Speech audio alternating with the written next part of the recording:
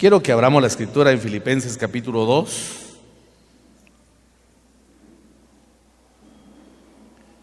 Y vamos a leer algunos versículos. Hoy quiero hablar del tema de ser imitadores de nuestro Señor. Ser imitadores de nuestro Señor. Y digo esto porque es necesario que como hijos mantengamos una posición de ser maestros. No debemos dejar de enseñar, pero para no dejar de enseñar, no debemos dejar de aprender.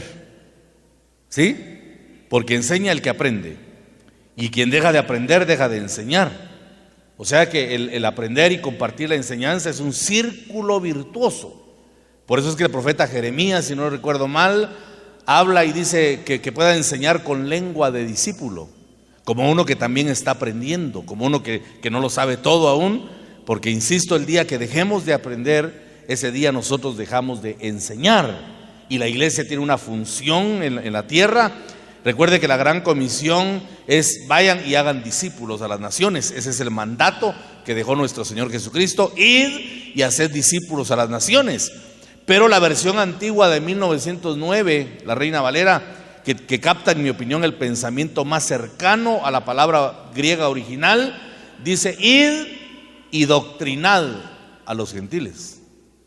Y dar doctrina ya es enseñar, porque la palabra didache, que se translitera como doctrina, la esencia en sí de su interpretación es una vida cotidiana que enseña. O sea, didache, doctrina, es enseñar con el ejemplo. Eso es doctrina. Si alguien solo da palabra y no tiene vida, esa es una mentira, hermano. O es un bonito poema, pero no es palabra de Dios. No es doctrina cristiana. Porque doctrina es aquello que yo logro enseñar, pero que también puedo practicar paralelamente. Porque si no practico lo que enseño, solo voy a ser, alguien que repite nada más un conocimiento teórico, pero que no tiene la experiencia de la vida. En cambio, cuando usted vive y enseña, usted está doctrinando al pueblo de Dios. Quizá por eso es que le dice el apóstol Pablo a Timoteo, le escribe una serie de cosas y luego le argumenta: para que sepas cómo debes comportarte en la casa del Señor, que es columna y baluarte de la verdad. O sea que hay una conducta que es exigida, que es requerida, para que nosotros podamos también ser maestros de la verdadera doctrina, hermano, que el Señor ha trasladado a nuestro corazón. Entonces ya con esto entendemos que es necesario investigar, que es necesario adquirir conocimiento, pero también se puede aprender por la imitación. La imitación es primordial, por eso debemos de ser muy, muy cuidadosos en lo que decimos, porque somos escuchados, hermanos, por quienes nos rodean. Y al respecto de la Biblia, tenemos que tener el cuidado, hermano, de saber cómo trasladar aquello que hemos recibido de la comunión con nuestro Señor Jesucristo, y por supuesto de los ministros que Él ha dejado en la tierra. El apóstol Pablo le dice a Timoteo: lo que viste y oíste de mí, eso enseña. Lo que viste y oíste de mí, eso enseña. Mire, hermano, esto de verdad es comprometedor para un ministerio. Lo que viste y oíste, no solo dice lo que oíste, no, tiene que ser primero lo que viste y lo que oíste, eso enseña. Como diciendo el apóstol: si lo que oyes no está paralelo a lo que ves, no lo enseñes todavía, porque no es doctrina. No sé si me doy a entender, hermano. ¿Me doy a entender? Pero si estás viendo y estás oyendo, y lo que oyes está acorde con lo que ves, entonces compártelo, porque eso ya es doctrina. Y por eso también es que más adelante vamos a ver que Pablo le dice a Timoteo, creo que es a Timoteo, no recuerdo a qué iglesia, le dice: imitadme a mí en lo que yo imito a Cristo. O sea, si algo no está acorde con la Escritura, si algo no encaja con la vida práctica que Jesús vino a mostrar, deséchalo. Pero si es algo que encaja con la Biblia y que está acorde con el status quo que el Señor dejó con su vida santa, entonces imítame en eso y traslada la enseñanza, para que sean muchos los que resulten imitando a Cristo y al final todos alcancemos el galardón prometido para los fieles. Gloria al Señor, ¿verdad? Démosle palmas a Cristo por ese galardón. Entonces, Esto es lo que debemos hacer, hermano, en nuestro entorno. Es lo que debemos hacer en la casa, es lo que debemos hacer en la iglesia, en el trabajo, porque a través de nuestra vida práctica, podemos trasladar a quienes nos rodean el evangelio del Señor Jesucristo con nuestro ejemplo. Ellos van a ver reflejado en nosotros la vida de Jesús. Van a ver reflejada en nosotros la vida de Jesús. La forma de vivir es una forma de imitación. Y existen buenas y malas maneras de trasladarla. Y ese es el problema, hermano, que encontramos en el mundo hoy, que nos está presentando un patrón de conducta equivocado a través de los medios de masificación social, ¿verdad? Que eso es lo que realmente son. Trasladan parámetros que están totalmente fuera del plan de Dios, totalmente fuera del plan de Dios. ¿Y qué vamos a hacer nosotros ante esa embestida, hermano, contra nuestra nueva generación? Por otro lado, tenemos también la moda, que es una imitación, que los jóvenes principalmente toman de la televisión y de los ídolos que ésta crea, y que el diablo los utiliza para que los jóvenes tomen como parámetros de conducta. Y aquí es donde cobra importancia el rol que la iglesia va a tener en este tiempo final, hermanos.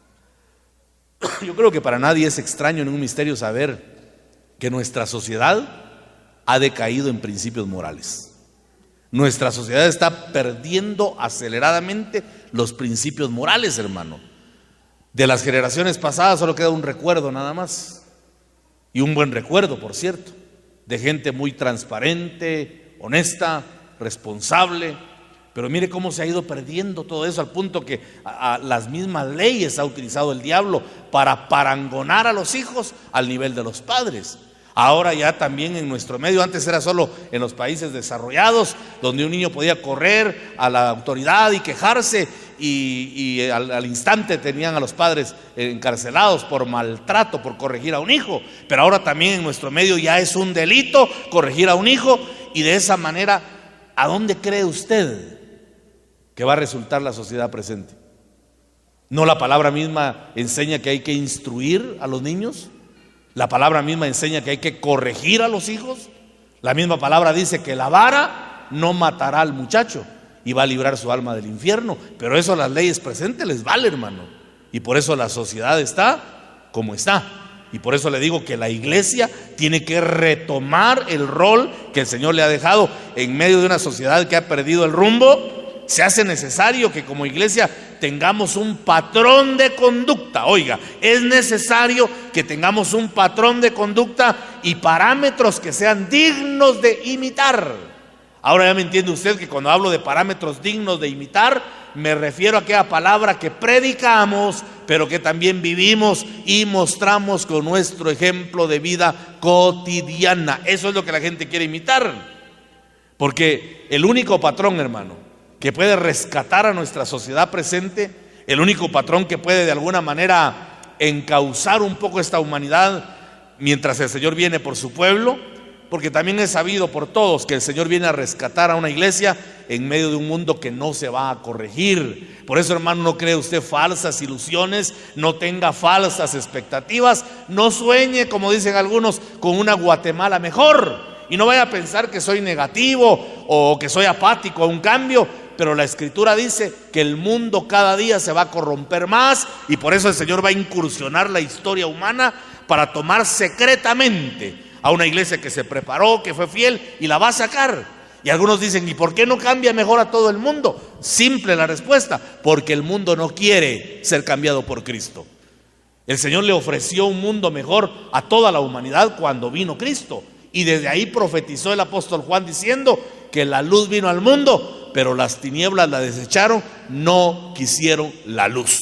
Entonces viene el Señor ahora y toma a los que evolucionaron en luz interna para llevarlos a una eternidad, y el mundo va a ser destruido por juicio, porque este mundo es incorregible. Por eso le digo, no pensemos, hermano, si hay buenos momentos para nuestra ciudad, bendito sea el Señor por su infinita misericordia.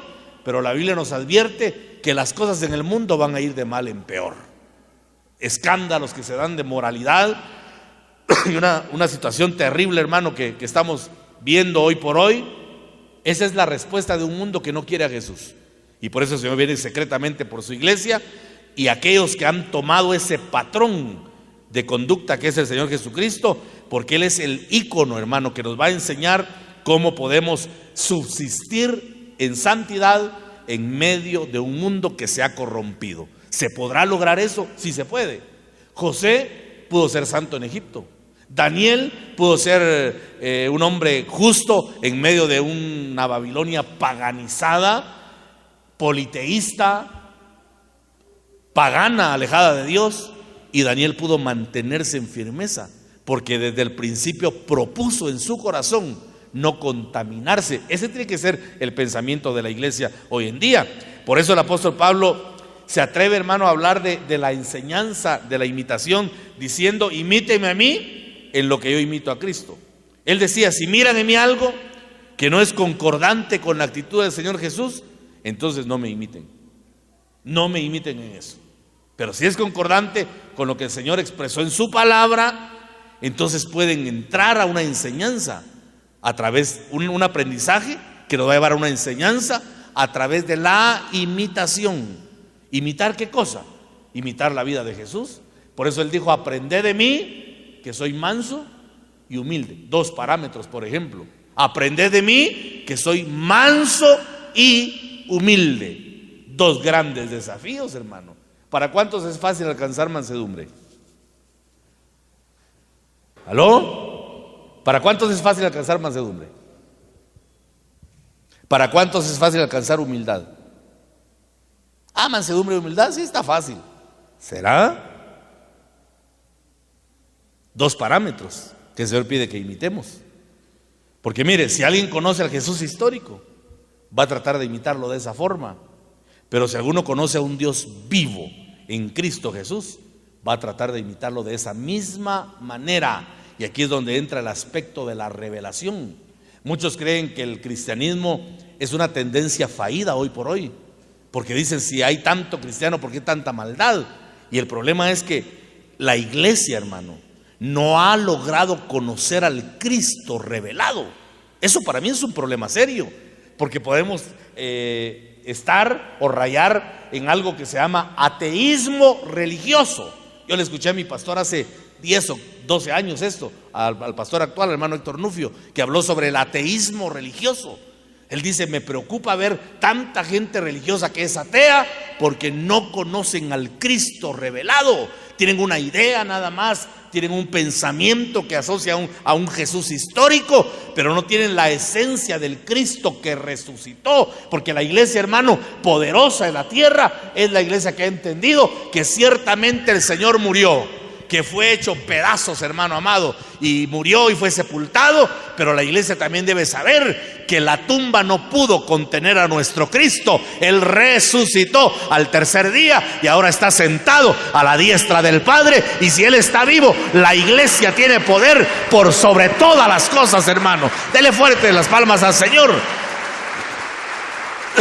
Porque dígame usted, ¿quién de los hombres pensantes, quién de los hombres con mente preclara ha logrado vencer la muerte? ¿Quién de los grandes líderes religiosos ha vencido la muerte? ¿Podría vencer la muerte Confucio? ¿Mahoma? ¿Quién ha logrado salir de ahí? Ninguno, solo el Señor Jesús. Pero hay que conocer al Señor en esa dimensión. Por eso dice la palabra que cuando las mujeres llegaron al sepulcro, dice el primer día. Y esa frase a mí me marcó el corazón cuando era un niño y leí en la palabra el primer día. Porque nosotros leemos el primer día de la semana y pensamos en domingo. No. Para mí es el primer día de una nueva vida, porque Jesús estaba resucitado. Pero ya entramos al primer día. En ese primer día le dijeron a las mujeres: ¿por qué están buscando entre los muertos al que vive? ¿Cuánta gente está buscando entre los muertos al que está vivo, hermano? No están en el primer día, entonces todavía. Las mujeres iban con arreglos y con ungüentos para preservar el cuerpo de Jesús. Entonces quiere decir que sin el primer día a nosotros se nos olvida la palabra. Porque ¿acaso Jesús no anunció que moriría, pero que al tercer día iba a resucitar? Pues entonces, ¿por qué estaban las mujeres queriendo todavía preparar un cuerpo? ¿Se les olvidó acaso que Jesús resucitaría? Entonces note que sin la experiencia clara en el Espíritu de la revelación de un Jesús resucitado, podemos estar buscando entre los muertos al que vive y podemos resultar embalsamando un cuerpo que para nosotros está todavía muerto. Por eso le digo, hermano, ¿entendemos en el Espíritu que nuestro Jesús está vivo? Pregunto, porque si la iglesia entiende eso, entonces vamos a conocer el poder de uno que venció la muerte y que le dijo: muerte, ahora yo seré tu muerte. Aleluya, démosle palmas al Señor. Mire qué grito de victoria, el más grande, hermano. Yo entiendo que es difícil que logremos conocer a Cristo en su plenitud. Lo entiendo, porque si bien es cierto, conocemos que Él es nuestro Salvador, amén, conocemos que es nuestro Redentor, que es nuestro proveedor y sanador, pero existen otros aspectos, hermano, que probablemente no vamos a lograr conocer a plenitud acá en la tierra. Pero el mensaje apostólico, el mensaje que encontramos impregnado en la palabra de hombres que tuvieron revelación en el sentido más estricto de la palabra y que luego tuvieron iluminación de lo escrito, nos presentan, hermano, aspectos que nosotros tenemos que considerar y entender. Filipenses capítulo 2, le cité, ¿verdad? Verso 5 en adelante dice: haya pues en vosotros esta actitud que hubo también en Cristo Jesús, el cual, aunque existía en forma de Dios, no consideró el ser igual a Dios como algo a que aferrarse, sino que se despojó a sí mismo, tomando forma de siervo, haciéndose semejante, oiga la palabra, haciéndose semejante a los hombres, no igual. Él fue semejante, pero no igual, hermano. La sangre que Jesús tenía en las venas no era el H2, no era ¿cuál es el RH que se maneja hoy? No era el RH, porque era una sangre diferente, era una sangre distinta. Él tenía una sangre que le apropiaron. En Hebreos 5 dice: Padre, aprópiame sangre. Otra versión dice: Padre, aprópiame un cuerpo. Porque la sangre que corrió en las venas de Jesús no era sangre ni de José, ni era sangre de María, hermano. Fue una sangre que le colocaron. Y esos son aspectos que a veces no todos comparten. Pero si decimos que llevaba sangre de José o de María, entonces diríamos que Jesús llevaba pecado original. Entonces, ¿cómo iba a rescatar él a la humanidad si él también era pecador? Por eso la sangre de Jesús es poderosa, porque fue una sangre incontaminada. Es que muchos no entienden, pero entonces ¿cómo es que nació de una mujer? Porque no entiende que solo se prestó un receptáculo nada más. Pero el que engendró, dice la Biblia, el que engendró a Jesús fue el Altísimo. Porque le dijeron a María: el santo ser que nacerá será llamado Hijo del Altísimo. ¿Será que pusieron un esperma divino en un ovario humano? Esa es una locura, hermano. Por eso dice que el Espíritu Santo vino primero, para recibir el Espíritu Santo esa información genética del Altísimo. Y el santo ser que nació era Hijo de Dios, 100% divino. Amén, hermano. ¿Me entiende eso? Bueno, entonces dice: haya pues en vosotros esta actitud que hubo también en Cristo Jesús, el cual, aunque existía en forma de Dios, no consideró el ser igual a Dios como algo a que aferrarse, sino que se despojó a sí mismo, tomando forma de siervo, haciéndose semejante a los hombres. Porque fue un cuerpo, hermano, un cuerpo diferente. Si pudieron manufacturar un cuerpo de barro y luego ponerle espíritu, como fue el caso de Adán, ¿no podía el Padre también preparar un cuerpo con sus propias manos y colocarle una sangre especial? Yo creo que sí. Por eso dice que él fue semejante, pero no exactamente igual al hombre pecador, con bajeza humana. Él tenía una humanidad incontaminada, pura y santa. Bueno, pero no es tanto eso lo que quiero hablarle. Lo que quiero decirle es: haya pues en vosotros esta actitud. Eso se llama imiten la actitud. En otras versiones, si no estoy mal, dice: haya en vosotros este mismo sentir. Dice otra versión bíblica. ¿Sí? ¿Cuántos dice así su Biblia? Haya pues este mismo sentir. Acá dice en la Biblia de las Américas: haya esta misma actitud. Entonces mire, la palabra actitud se puede definir como una forma de actuar que se aprende. ¿Sí? Actitud es una forma de actuar que se aprende. La actitud tiene que ver con la motivación del corazón y es totalmente diferente a la acción. O sea, una actitud no es una acción, porque actitud, hermano, se conceptúa como el móvil, como la fuerza motora, como lo que impulsa a hacer algo, y lo que se hace, esa ya es una acción. Entonces mire pues, una acción buena o una acción mala proviene de una actitud buena. De una actitud buena, una acción buena. Y de una actitud mala, una acción mala. Si tenemos una mala actitud, la acción será mala, aunque parezca buena. Y hay acciones que parecen malas, pero son buenas porque tienen una buena actitud. Mire, dice Hebreos, cuando habla del amor, Corintios capítulo 13, que habla del amor, dice que si damos nuestro cuerpo para ser quemado y no tenemos amor, de nada sirve. Pero imagínense a alguien que dé su cuerpo para ser quemado. Es una acción. Pero si no tiene amor, si no tiene actitud que respalde la acción, no sirve de nada. De nada, de nada. De esta manera, nuestra motivación sería la que profesaron los fariseos, que deseaban protagonismo, hermano. Ellos querían ser vistos para ganar admiración, pero no tenían una sana actitud. Tenían acciones que eran el reflejo de una vanidad humana, de un orgullo meramente humano. Y viene el Señor y les comienza a hablar y los señala como hipócritas, porque el Señor les está viendo la actitud, no la acción. La acción parecía buena. Si estos señores ayunaban, hermano, oraban, dice que oraban largas horas y en voz alta, hermano, para ser escuchados. Una acción que cualquiera podría a priori decir: ¡ala, qué excelente! Una persona orando, una persona ayunando. Pero Jesús les decía: hipócritas, ustedes son sepulcros blanqueados por fuera, pero la actitud del corazón es la que está podrida. Son osamenta que tiene mal olor. Qué fuerte lo que le decía el Señor, ¿verdad? Porque Él quería despertarlos a una actitud que respaldara una correcta acción. Ahora viene la Escritura y dice: haya pues en vosotros esta actitud que hubo también en Cristo Jesús.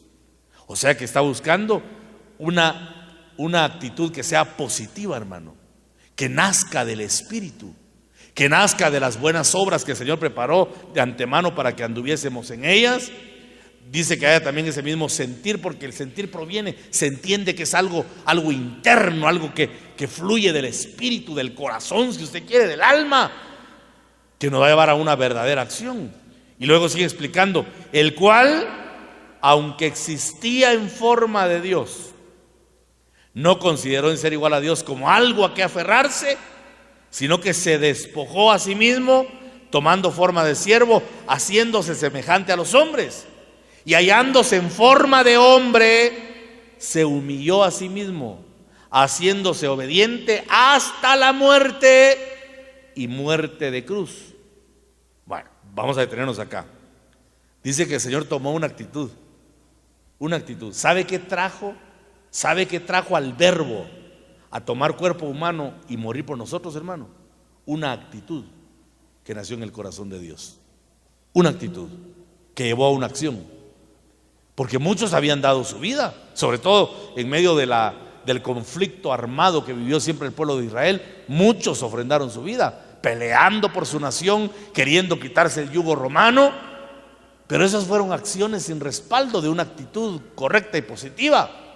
Pero viene el Señor y nos explica que el Verbo increado puro, santo. Yo no sé si existe una palabra para transmitir, hermano, la pureza de nuestro Dios.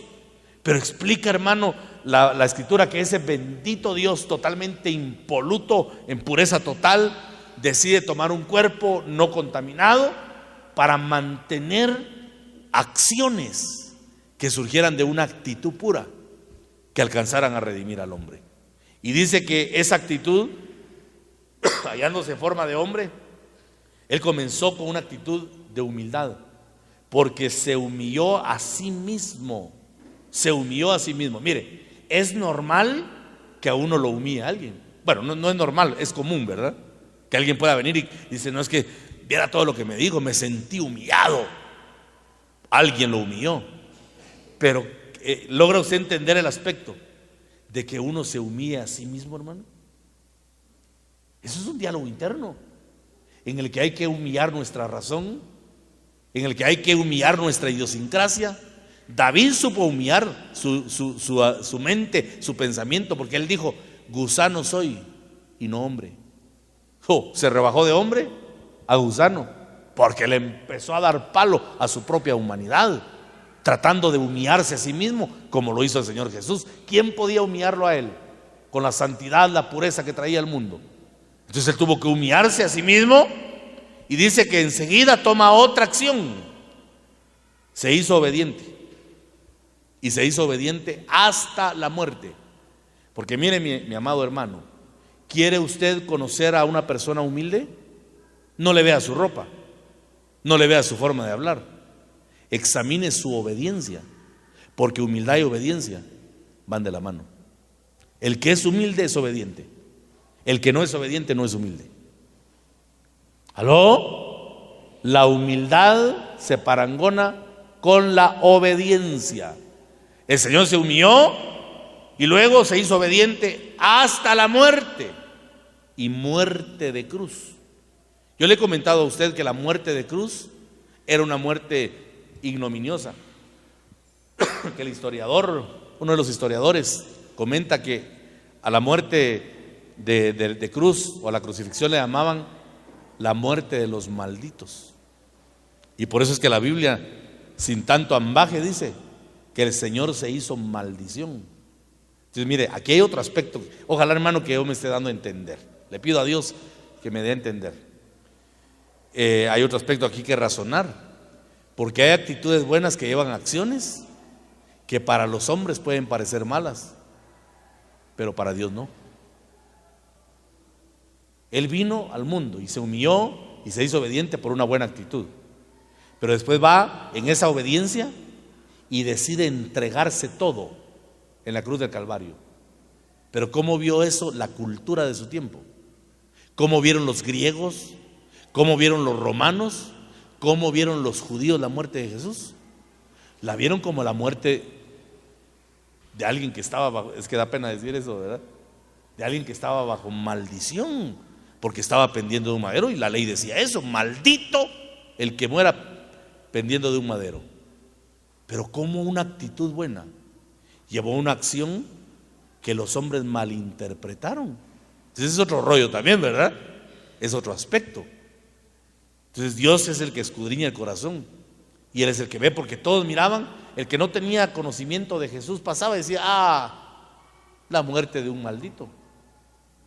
Pero dice que para el Padre fue ofrenda de olor fragante, por lo cual, dice, Dios también le exaltó hasta lo sumo y le confirió el nombre que es sobre todo nombre, para que al nombre de Jesús se doble toda rodilla de lo que está en el cielo, en la tierra y debajo de la tierra, y toda lengua confiese que Jesucristo es Señor, para gloria de Dios Padre. O sea que Dios sí vio que la acción que todos juzgaban como negativa y oprobiosa, para el Padre fue algo positivo, porque se logró conectar una actitud con una acción que fue positiva. Y eso es lo que debemos aprender a imitar: actitudes positivas que llevan acciones positivas. Por eso no importa, decía el hermano, el fundador de nuestra misión, el doctor Ríos, no importa lo que hagas, Lo que importa es por qué lo haces. ¿Sí? No importa lo que hagas, lo que importa es por qué lo haces. Porque si la actitud es positiva y la acción es positiva, ahí tenemos ya un parámetro para imitar y que vayamos como iglesia sentando un precedente. Mire, mi amado, la iglesia tiene que ser diferente. Cuando hablo de iglesia no me refiero al conglomerado, me refiero a cada individuo, porque nosotros somos individualmente también la iglesia del Señor, porque en nosotros habita, hermano, el Espíritu Santo y el Espíritu vivificante de Cristo, y también habita el Padre. O sea que nosotros somos un templo ambulante, como fue el tabernáculo de Moisés en el desierto, que lo llevaban de un lugar para otro. Exactamente igual somos nosotros, somos templo del Espíritu de Cristo y del Padre, y tenemos que ir sentando un precedente digno de imitar. Ahora, ¿cómo vamos a lograrlo? Dice Filipenses, solamente podemos lograrlo teniendo el mismo sentir e imitando la misma actitud que tuvo Cristo. Entonces, ¿cómo podemos empezar? ¿Cómo podremos comenzar a ser un ícono de bendición en la tierra? Imitando a Jesús. ¿En qué? En lo que Él hizo. Número 1, dice, vamos a ir en orden, dice Filipenses. Vamos a regresar un poquitito acá, a Filipenses 2:5. Haya pues en vosotros esta actitud que hubo también en Cristo Jesús. Entonces, ¿qué pide? Una actitud. El cual, aunque existía en forma de Dios, no consideró el ser igual a Dios como algo a que aferrarse, sino que se despojó a sí mismo, tomando forma de siervo. Le voy a hacer una pregunta, hermano. ¿De qué se despojó Jesús? ¿Cómo? No escucho. De ser Dios, exactamente. Primer aspecto, ¿verdad? Se despojó de su deidad. ¿Alguien más que me ayude? ¿De qué más se despojó? Se despojó de su gloria. Se despojó de sus atributos. Le pregunto, ya me mencionaron una cosa importante acá el hermano. Se despojó de su deidad. Se despojó de su gloria. Se despojó de sus atributos. Dígame qué de esas cosas es mala. ¿Cuál de las tres? ¿Habrá algo malo? Entonces Él se despojó ¿de qué? De cosas buenas. El Espíritu me hablaba al corazón y me decía mientras preparaba el tema: si Jesús en su vaciamiento, en su kenosis, se vació de cosas buenas, ¿será mucho pedir que nosotros como iglesia nos vaciemos de cosas malas, hermano? Oiga eso. Si Él se vació de cosas buenas, ¿será mucho pedir que nosotros nos vaciemos de cosas malas? Ahí comienza la actitud y la imitación.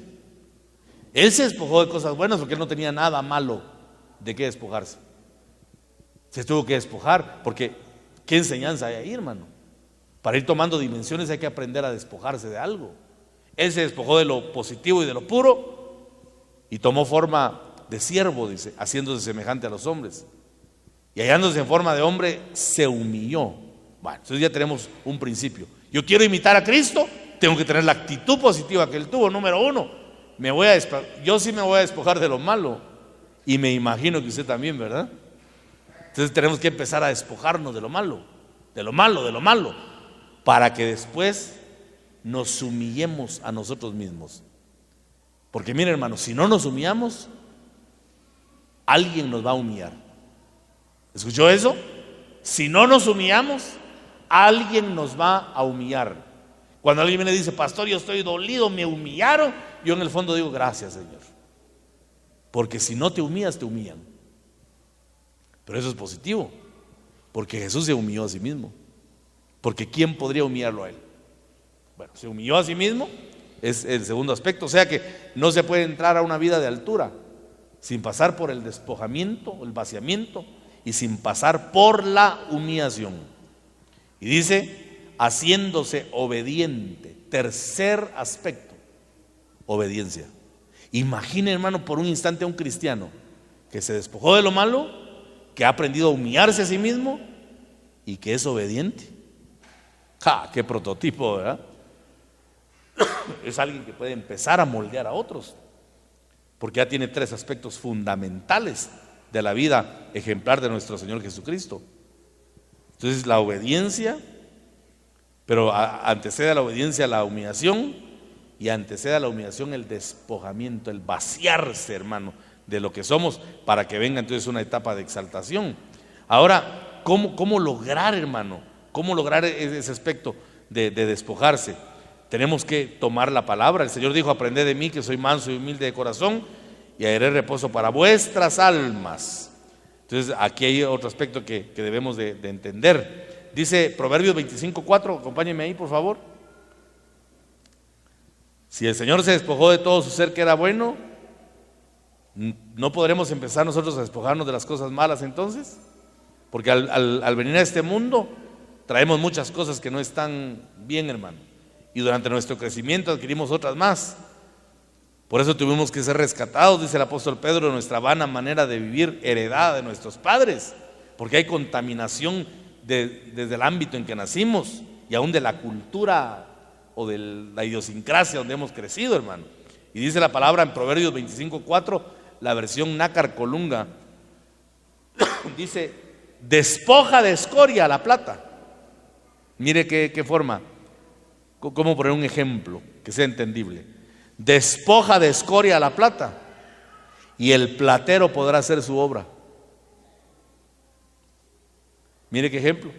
Despoja de escoria la plata, y el platero podrá hacer su obra. O sea, quitemos de nuestra humanidad lo impuro, lo contaminado, para que Dios haga su obra perfecta en nosotros. Jeremías 15:19.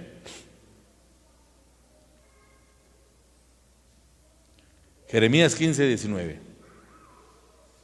Dice la palabra bendita del Señor: por tanto, así dijo Jehová, si te convirtieres, yo te repondré y delante de mí estarás. Y si sacares lo precioso de lo vil, serás como mi boca. ¡Ja! Oiga, hermano, lo que le habló Dios a este profeta. Por tanto, así dijo Jehová, si te convirtieres, yo te repondré y delante de mí estarás. Eso es presencia continua, es ver cara a cara al Señor, es comunión estrecha. Y si sacares lo precioso de en medio de lo vil, interpretemos, la versión Reina Valera dice: si entresacares lo precioso de entre lo vil, entonces serás como mi boca. ¡Jala, hermano! ¿Qué entiende usted cuando dice serás como mi boca? ¿Qué hace la boca de Dios? Habla, dirá algo, no es cierto. Pero Dios, cuando habla, decreta. Dijo Dios: sea la luz, ¿y qué pasó? Y fue la luz. Dijo Dios que hayan aguas, y aparecieron las aguas. Cuando Dios habla, decreta. Dice: si logras sacar en ese vaciamiento lo precioso de en medio de lo vil, entonces serás como mi boca. Imagínense una iglesia moviéndose en este nivel, hermano.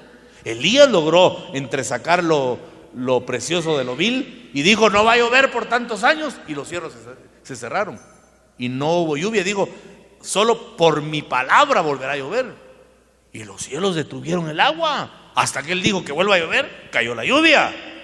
Pero ¿dónde está esa iglesia poderosa que decreta hoy? ¿Qué hará falta? ¿No será que falta, hermano, el proceso de despojarnos, de vaciarnos, de ir quitando? Porque note, ese es un aspecto que siempre enfatizo, porque mucho pueblo viene erróneamente al altar y dice: Padre, cámbiame. Yo le tengo que corregir, porque la Biblia enseña que somos nosotros los que debemos cambiar. Señor, quítame esta mente pecaminosa. Señor, ¿por qué sigo con malos pensamientos? Es que Dios no te los va a quitar. Eres tú quien debe despojarse. ¿Por qué? Porque Dios respeta nuestro libre albedrío, capacidad de escogencia.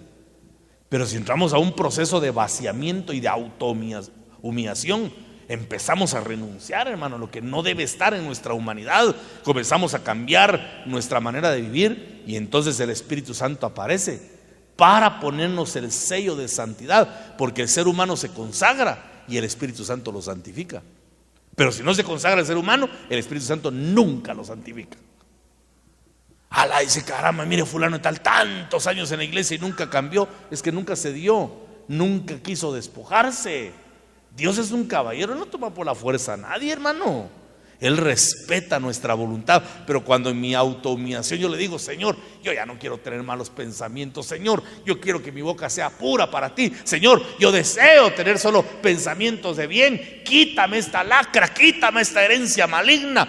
Y empezamos a pedirle al Señor. Entonces por su Espíritu Él nos da la fuerza para que logremos cambiar. Y ya cambiados, el Espíritu viene para que nos mantengamos en ese estado de pureza y que seamos olor fragante, olor agradable para nuestro bendito Dios, hermanos. ¿Cuántos deseamos ese proceso? Aleluya. ¿Cuántos queremos ese cambio en nuestra vida? Pero ese proceso exige humillación. Por eso el apóstol Pedro dijo, humillaos pues bajo la poderosa mano de Dios, para que Él os exalte a su debido tiempo. Humillarse es bajarse, dar algo que es nuestro y que no queremos tener. Cuando Dios ve que nos despojamos, al igual que el Hijo se despojó, entonces viene Él y nos permite entrar a una dimensión diferente, en la que el Espíritu Santo nos comienza a manejar, nos comienza a trabajar y nos comienza a moldear. Vaya conmigo a Efesios 4, por favor. Efesios 4:22. Esto creo que nos va a dar un poquito de más luz acerca de lo que quiero trasladar esta tarde a su corazón.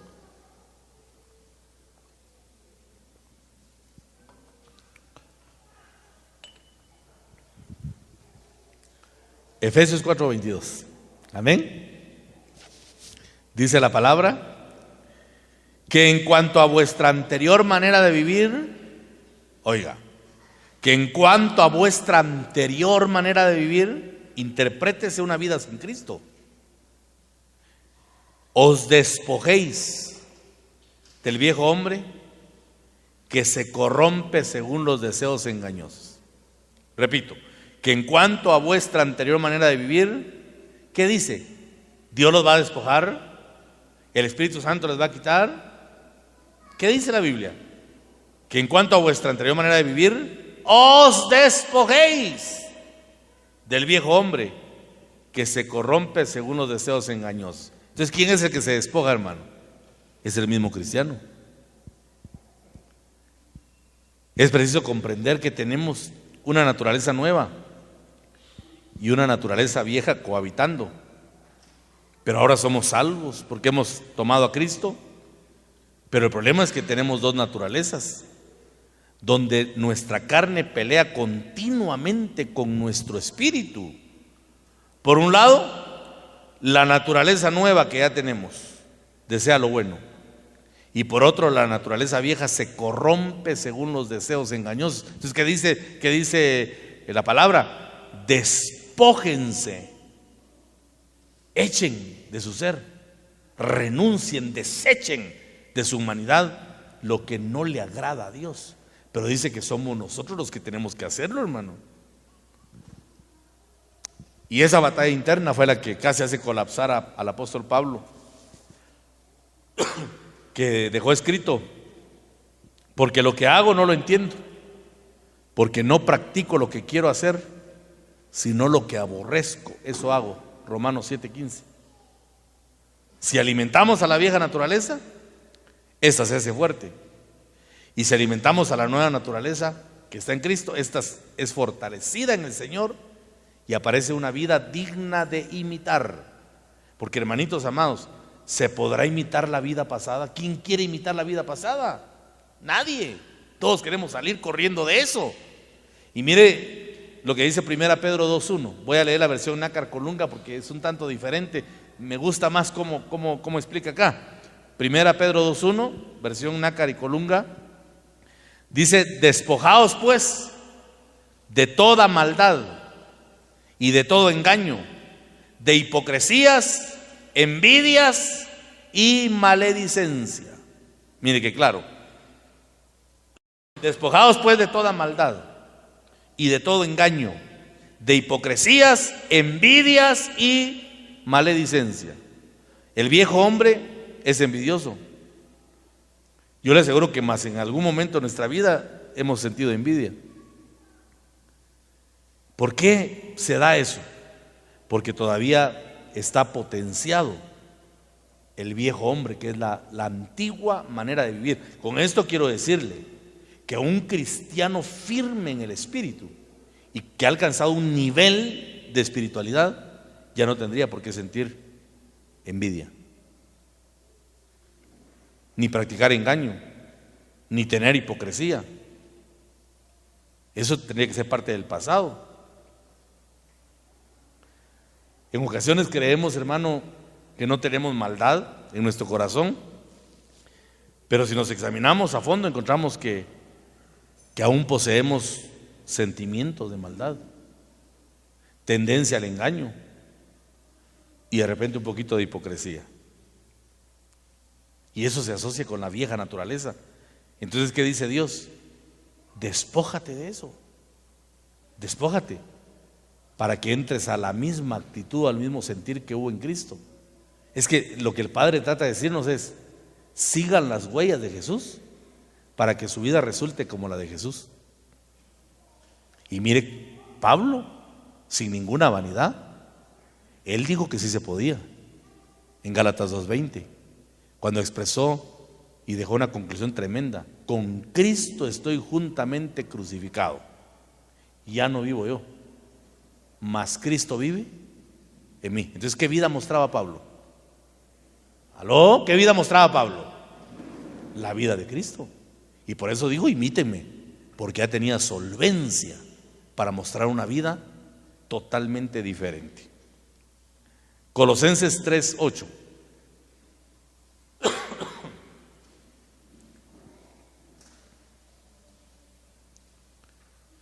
Esa es la nueva Biblia, es una versión diferente.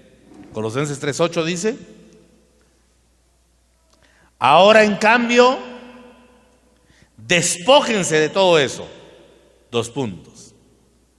Cólera, dice que hay que despojarse de cólera, arrebatos de ira, aversión, insultos y groserías. Dice en signo de admiración: fuera de su boca. Mire qué versión más tremenda. Ahora en cambio, despójese de todo eso: cólera, arrebatos de ira, aversión, insultos y groserías, fuera de su boca, dice con signo de admiración. Tenemos, hermanos, que cambiar aún nuestra forma de hablar. ¿Y qué relación tiene esta palabra? Fíjese. Ahora en cambio, despójese de todo esto: cólera, arrebatos de ira, aversión, insultos y groserías. Porque mire, hermano, justamente las groserías brotan de los labios cuando uno tiene un arrebato de ira. ¿Cuántos dicen amén? Muy poco, da gracias a Dios que aquí ya todos han sido cambiados. Pero en un momento de ira brotan las groserías de la boca. Por eso dice aquí: despójese de cólera, arrebatos de ira, aversión, insultos y groserías, fuera de su boca.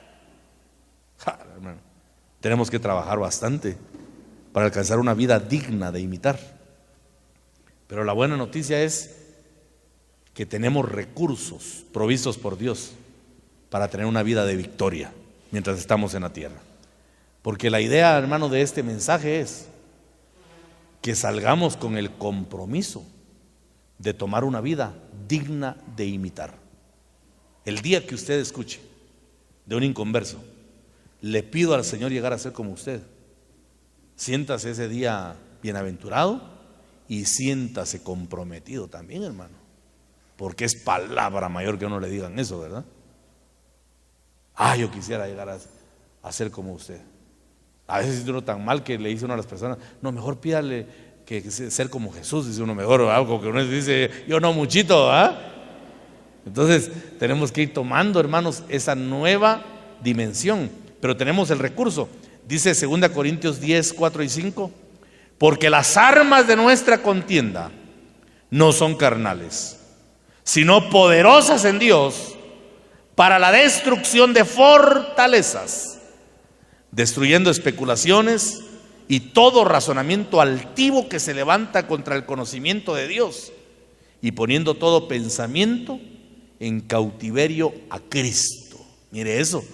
O sea que se puede dominar pensamientos, filosofías, tendencias, parámetros, lo que usted quiera, se puede dominar con armas espirituales. Claro, dice que no son carnales acá, para que podamos mostrar esa vida diferente. Dios nos hace un llamado a la santidad, a despojarnos del enojo, de los arrebatos de ira. Y lo que pretende el Señor, hermano, a través de esta enseñanza, es que estemos preparados para que experimentemos un cambio radical por su bendita gracia, y que al despojarnos de toda corrupción podamos tomar la nueva vida, esa vida del día de la resurrección, para manifestarle al mundo que hay una nueva vida, que hay una nueva vida, y que no es propia, es una vida que nos ha sido prestada mientras estamos en la tierra. Es Jesús viviendo en nosotros. Porque un concepto que a mí me gustó, hermano, de evangelio, es que es una persona desarrollándose dentro de otra persona. Evangelio es que Cristo se desarrolle en mí, y que llegue a tal punto ese desarrollo, que cada uno de los que nos vean en nosotros a nuestro Señor Jesús. Por eso me impacta cuando, después de haber tomado al Señor y haberlo llevado a juicio, encontraron a Pedro, y varios lo señalaron y dijeron: tú andabas con él, porque hablas como él, caminas como él, te pareces a él. Mire lo que había logrado Pedro, hermano. ¿Cómo lo logró? Estando cerca de Jesús. ¿Cómo vamos a lograr nosotros parecernos a él? Estando cerca de Jesús. ¿Y qué se necesita para estar cerca? Despojarse, humillarse y ser obediente. Esos son los 3 pasos que llevan a la vida de altura espiritual, digna de ser imitada. ¿Qué pasos? Despojarse, humillarse y ser obedientes. Si uno de esos 3 falla, no alcanzamos la vida de altura que deseamos tener. Las obras de las tinieblas son estériles y no traen fruto. Pero el Señor ha puesto en nosotros, hermano, una vida especial para que demos fruto, y fruto en abundancia, y que nuestro fruto permanezca. El Señor, hermano, nos está pidiendo que imitemos a Cristo, y aunque es un parámetro de verdad bastante elevado, pero es una instrucción que viene de Dios. La Biblia enseña, y con esto finalizo, que estamos predestinados para ser hechos a la imagen del Hijo. Bendito sea Dios por esa predestinación, hermano. Y que la obra que Él empezó, ciertamente la terminará. Porque la obra que Él empezó no se detendrá, sino hasta perfeccionarla. Es decir, que vamos a ver su obra, pero ojalá que no sea tardíamente. Ojalá que empecemos ya a ver la obra. ¿Cómo? Tomando la vida nueva que nos ha sido dada por medio del Señor Jesús. Esa va a ser el mejor aporte que la iglesia le puede dar a la sociedad. ¿Qué aporte? Tener una vida que se parezca a la vida de Jesús, para que haya algo digno de ser imitado. Amén, hermanos. Que haya algo digno de ser imitado. Es un error decir, mire, yo le animo a que tome a Cristo. De mí no aprenda nada usted. Yo no soy nada bueno, pero vaya a la iglesia. No. Es que no es así, hermano. No. Que lo vean a usted. Que la gente se sienta atraída por su vida, porque ese es el rol que la iglesia tiene que cumplir en ese tiempo. Y que al estar acá reunidos seamos un grupo de personas que se ven mutuamente y que saben que tenemos rasgos del Cristo de la gloria impregnados en una vida de consagración, una vida de santificación y una vida de comunión estrecha con Dios. ¿Cuántos deseamos eso, hermanos? Porque si no entramos a ese nivel, la iglesia no va a avanzar nada, porque no vamos a mostrar. Recuerde que cuando la iglesia comenzó a vivir, tomaron tal nivel de vida que no necesitaban ni de campañas evangelísticas, hermano. Yo por eso no mucho practico eso, porque a mí me convenció la palabra desde niño que no es esa la forma de ganar almas. Las campañas evangelísticas que presentan, ya le conté eso, ¿verdad?, a predicadores, hermano, que admiran a la gente. Esa es la tendencia que hay en las iglesias. Traen a un predicador que habla raro, que mide más de 1,85 m, tiene ojos verdes y habla extraño, ¿verdad? Y un grupazo de alabanza y todo el mundo se convierte, y cuando se van es toda una especulación. Es algo que si fue real no era propio, ¿verdad? Y la gente se convierte cuando mira todo el espectáculo. Ese no es el móvil que muestra la Biblia. Dice que la iglesia incipiente se reunían todos eran de un mismo corazón, de un mismo sentir, partían el pan en las casas, comían juntos con alegría y sencillez de corazón.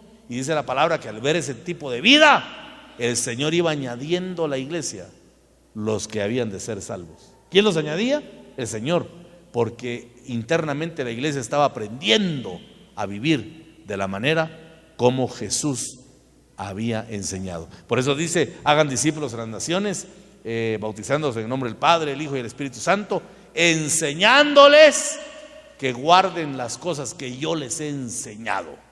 Ese es el punto del evangelio.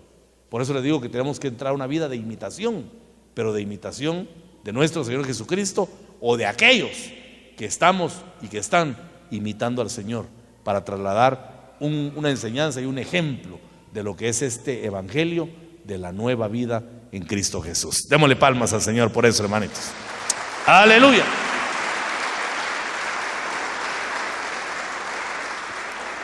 Gloria a Dios. Pónganse de pie, hermanos, vamos a orar. Pónganse de pie para relajarse un poquitito. Y vamos a pedirle al Señor, pidámosle a Dios que nos enseñe esa nueva vida.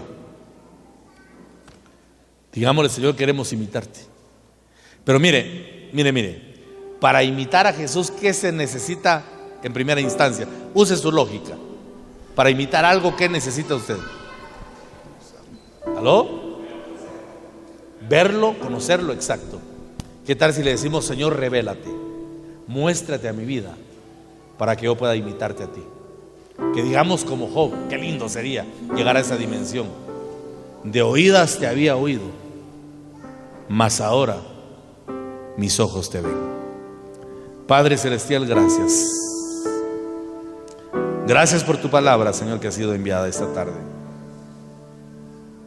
Te suplicamos con todo el corazón que el bendito Espíritu Santo selle la palabra en el corazón nuestro. Padre, mira a cada uno de tus hijos en este lugar, a quienes tú nos has desafiado esta tarde, para que empecemos esa etapa en la que imitemos tu vida santa, en la que repliquemos tu conducta impecable, y que de esa manera, en la forma que nos vayamos aproximando, porque con humildad reconocemos, Señor, que no podemos alcanzar el nivel de vida santa que tú tuviste en la tierra, pero que lo más que podamos acercarnos sirva para que muchos se sientan atraídos a un evangelio donde se oye y se ve el cambio que tú has realizado. Has empezado el juicio por casa, has empezado a sacar a luz impurezas, Señor amado, que han contaminado el cuerpo de Cristo, pero es un tiempo y también es un llamado a la santidad, para que podamos mostrar una vida diferente, una vida de altura espiritual. Hermano, yo quiero decirte de parte del Señor,